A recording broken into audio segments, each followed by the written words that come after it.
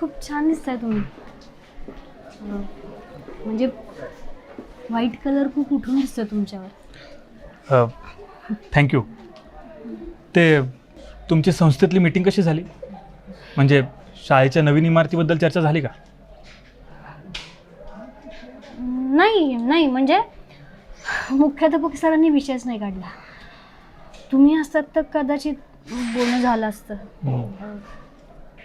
तुम्ही यायला हवं होतं सर. तुमची खूप आठवण आली. काढली सरांनी. नाही, यायचं होतं मला, कारण शाळेची नवीन इमारत होणं खूप गरजेचं आहे. माझे विद्यार्थी म्हणतात की शाळा जुनीच राहिली पाहिजे, पण मुलांची सुरक्षितता त्याहूनही महत्त्वाची आहे, नाही का? आणि आम्ही आमच्या संस्थेला 1 महिन्याचा पगार देतो असं सगळ्या शिक्षकांच्या सह्या असलेलं पत्र दिलं होतं. ते तरी जमा केलं ना? हो, दिलं. तुम्ही सतत शाळेचाच विचार करत असता का? नाही म्हणजे कधीतरी स्वतःचाही विचार करा ना. अहो, ही शाळा सतत इतरांचा विचार करत असते. मग मी शाळेचा विचार करायला काय हरकत आहे? तसं नाही हो. म्हणजे तुमची फॅमिली, कुटुंब. हे शाळा म्हणजेच कुटुंब आहे मॅडम माझं. B.Ed करायचं ठरवलं तेव्हा सगळ्यात मोठा मोह या कुटुंबाचाच तर होता. माझं कुटुंब गेल्यावर मी या मुलांमध्येच रमलो, म्हणून बरं. नाहीतर आणि एवढं मोठं कुटुंब कोणाचं असेल, नाही का? खरे. तुम्ही किती छान बोलता हो सर. असो, मला तासावर जायचंय. चला. हां, आज नवीन वर्गावर तास असेल ना? 8वी ड. हो, 8वी ड वर. चला.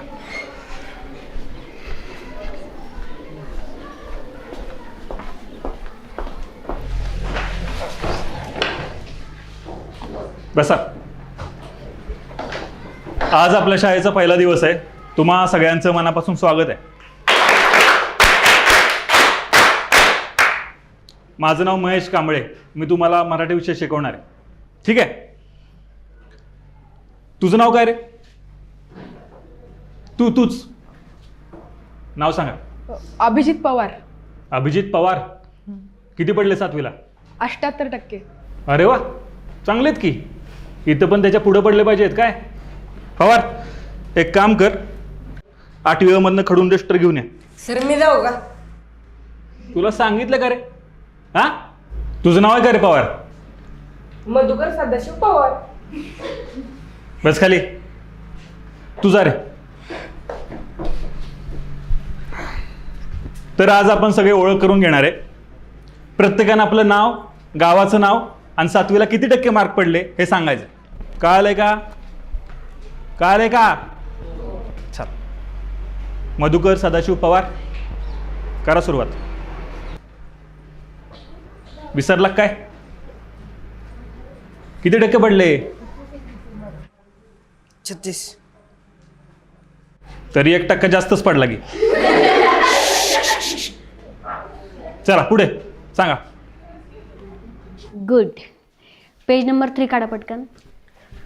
मॅडम आत येऊ का? काय काम आहे? खडू आणि डस्टर पाहिजे होता. थांब जरा. कांबळे सरांनी मागितलंय. घे ना बघ. हा. सकाळी आपल्या वर्गातल्या पोरा पण चौकशी करत होतो.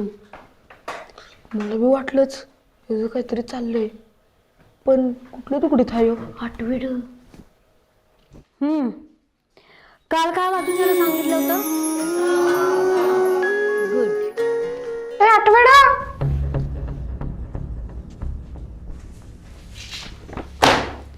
काय बेशिस्त वर्तन सुरू आहे रे? हा, तोही तुमच्या शाळेचा विद्यार्थी आहे ना?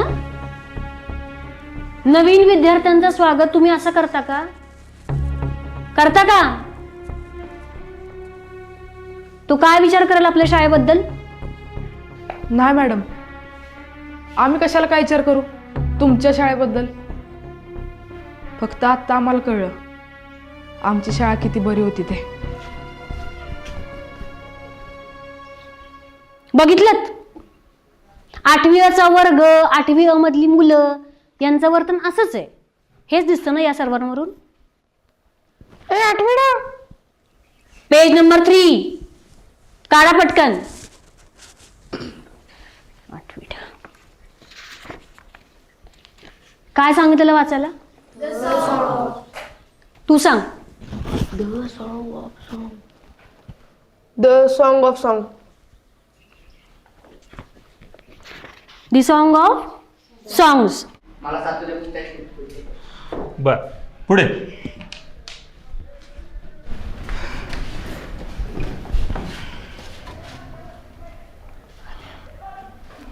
अभिजित, काय झालं? कोण काय बोललं का तुला? सर आम्ही बाहेर गावात आलोय म्हणून आम्ही या वर्गात आहे का? आम्ही ढ आहे म्हणून. अरे असं काहीच नाही. कोण बोललं तुला? सगळी हुशार पोरं अ ब क मध्ये आणि बाकी सगळी ड मध्ये आहेत का? हे बघ, तू असा विचार करू नकोस. ते 8वी अ मधली मुलं आहेत जरा आगाव. त्यांचं नको एवढं मनाव घेऊ. सर मला 7वीला 78% आहेत.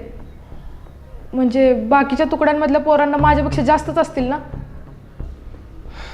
अभिजित, शांत हो. अरे समोरचा माणूस त्याला हवं तसं बोलतो. ते सगळंच आपल्याला लागू होतं का? हे बघ, तुला कोणी हुशार म्हणले तू पास होत नाहीस, आणि तुला कोणी मट्ट म्हणले तू नापासही होत नाहीस. कळलं का? अरे समोरचा माणूस काय बोलतो याचा किती विचार करायचा हे पूर्णपणे आपल्यावर अवलंबून असतं. आता मीच तुला म्हणलं की तू 7वी नापास आहेस, मठ्ठ आहेस एकदम. आहे का खरं? नाही सर. मग अरे समोरचा माणूस आपण चिडावं म्हणून मुद्दाम काहीतरी बोलतो करतो, आणि आपण पण नेमकं तसंच वागतो आणि समोरच्याचा हेतू साध्य करतो. तुला तसं करायचं आहे का? नाही सर, अजिबात नाही. मग सांग मला, कोण बोललं तुला? नाव नाही माहीत सर, पण 8वीतली पोरं मला 8वी ढ म्हणून चिडवत होती. आलं माझ्या लक्षात कोण असेल ते. बस. काय झालं? कोण होती ती? शाळा सुटल्यावर जाऊ त्यांच्याकडं. एका एकाला इंगाला दाखवतो.